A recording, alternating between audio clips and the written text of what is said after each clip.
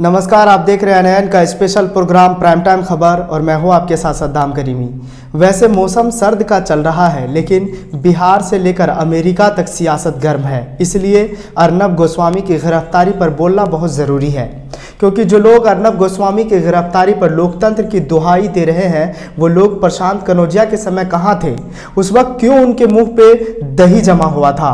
हालांकि आज कोर्ट का क्या रुख रहा उस पर भी बात करेंगे, कितने पत्रकार अभी तक जेल गए उस पर भी बात करेंगे, लेकिन उससे पहले अर्नब के साथ क्या हुआ वो जरा देखते हैं।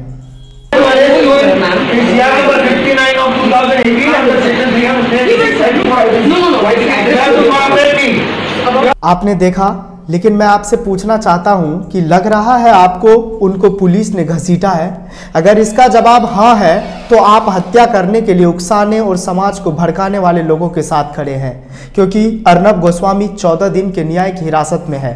हालांकि मुंबई हाईकोर्ट का कहना है कि पुलिस हिरासत में तो नहीं, लेकिन पूछताछ के लिए न्यायिक हिरासत में रखना ही पड़ेगा। ये बात सुनकर अर्नब सन्न रह गए।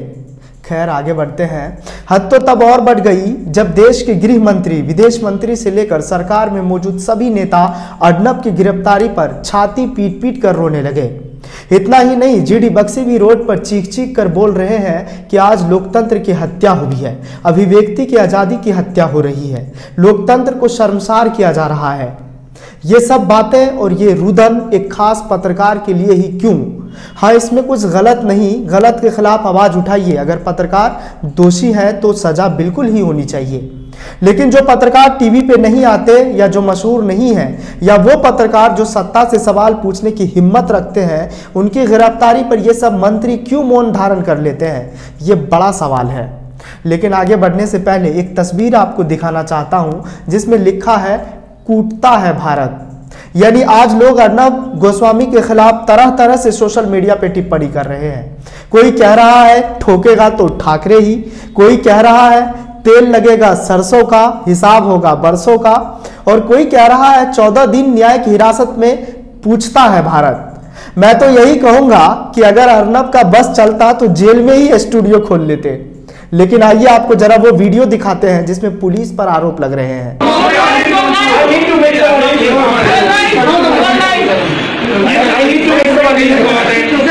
हमें इस वीडियो को देखकर सोचने की जरूरत है किस तरह से गलत आरोप लग रहे हैं। अब आपको एक कड़वी सच्चाई बताता हूं। न्यूज लॉन्ड्री की एक रिपोर्ट देखें तो वो बताती है कि लॉकडाउन के दौरान दर्जनों पत्रकार पर हमले हुए और उन्हें गिरफ्तार किया गया, जिसमें उत्तर प्रदेश, बिहार, हिमाचल प्रदेश, तमिलनाडु आदि राज्यों के पत्रकार शामिल हैं। इसमें एम बालाजी, प्रशांत कनौजिया, कैमरामैन दामोदरन, मनीष पांडे, सुभाष राय, विजय मिनीत, सुपौल से संसरोज कुमार, ऐसे तमाम पत्रकारों के नाम हैं जिनके हमले और गिरफ्तारी की अपनी अपनी कहानी है। आपको याद होगा, मुख्यमंत्री योगी आदित्यनाथ के राज में मिड डे मील में नून रोटी दिखाने वाले पत्रकार पर केस कर दिया गया था, यानी आसान भाषा में कहे तो एफआईआर दर्ज कर दिया गया था। आप बताइए, उस वक्त लोकतंत्र की हत्या नहीं हो रही थी? ये सवाल आज पूरा देश पूछ रहा है। बहरहाल, इनमें से तमाम वो नाम हैं जिन्होंने सच दिखाने व बताने की कोशिश की जो सरकार को पसंद नहीं है। लेकिन एक चीज बड़े गौर करने वाली है कि अर्नब पर आरोप है कि उन्होंने एक महिला और उसके पुत्र को करीब 5.5 करोड़ का चूना लगाया। इसके बाद दोनों ने खुदकुशी कर ली। जो सुसाइड नोट पुलिस को मिला था, दावा किया गया था कि उसमें अर्नब का नाम था। घटनाक्रम के बारे में सुनकर महसूस होता है कि महाराष्ट्र की तत्कालीन देवेंद्र फडणवीस सरकार ने उन्हें बचाया। यह भी सही है कि अर्नब गोस्वामी जिस तरह की पत्रकारिता कर रहे हैं वो पत्रकारिता नहीं, सत्ता पक्ष की बढ़ेती है। ऐसी बढ़ेती जिसे देखकर हर कोई लज्जित हो जाएंगे। आज का सच यह है कि अर्नब ने सुशांत सिंह राजपूत खुदकुशी केस में जिस तरह की पत्रकारिता की, उसके लिए वे रिया चक्रवर्ती और उनके परिजनों के चरणों में सिर रखकर माफी मांगे तो भी उन्हें माफ नहीं करना जाना चाहिए। हालांकि इसमें केंद्र सरकार, बिहार सरकार और सुशांत के परिजन भी बराबर के दोषी हैं। यह भी सच है कि अर्नब ने पालघर साधु हत्याकांड मामले में बहुत घटिया पत्रकारिता का उदाहरण पेश किया है। इस मामले को अर्नब ने अपने दर्शकों के सामने इस तरह पेश किया जैसे साधुओं का कत्ल उद्धव ठाकरे, सोनिया गांधी, शरद पवार ने अपने सामने खड़े होकर कराया हो। इस मामले में अर्नब की हरकत से यह तथ्य सामने नहीं आ पाया कि जिन लोगों पर हत्या का आरोप लगा वे सब बीजेपी वाले हैं।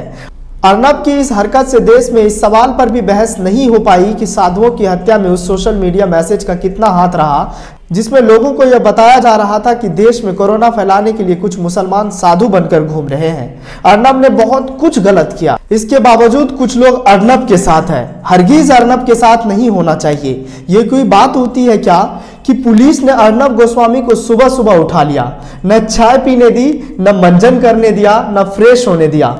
ऐसा क्यों किया? सुना यह भी है कि पुलिस ने अर्नब को बाल पकड़कर घसीटा है।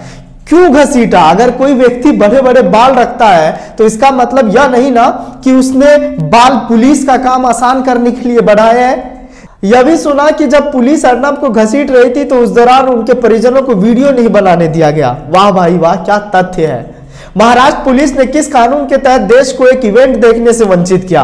बहरहाल अभी अर्नब 14 दिन के न्यायिक हिरासत में पूछताछ के लिए जेल में रखा गया है, लेकिन आर भारत जैसे रिया के मामले में कवरेज कर रहे थे कि रिया को जेल में दाल रोटी मिली, रिया को एक कंबल मिला, रिया करवटें बदलती रही, तो आज आर भारत क्यों नहीं अर्नब गोस्वामी पर अपडेट बता रहे हैं? यह सवाल करते हुए मैं आप पे छोड़ जाता हूं और पूछना चाहता हूं कि अर्नब गोस्वामी जेल गया तो क्या गलत हुआ? क्या उस परिवार को इंसाफ नहीं मिलना चाहिए जो पैसे के लिए दर दर ठोकरें खाती रही? फिलहाल इस रिपोर्ट में बस इतना ही। बाकी तमाम बड़ी खबरों के लिए देखते रहिए नेशनल इंडिया न्यूज। नमस्कार। चैनल को सब्सक्राइब नहीं किया है तो प्लीज सब्सक्राइब कीजिए और ताज़ा अपडेट पाने के लिए बेल आइकन को दबाना ना भूलें।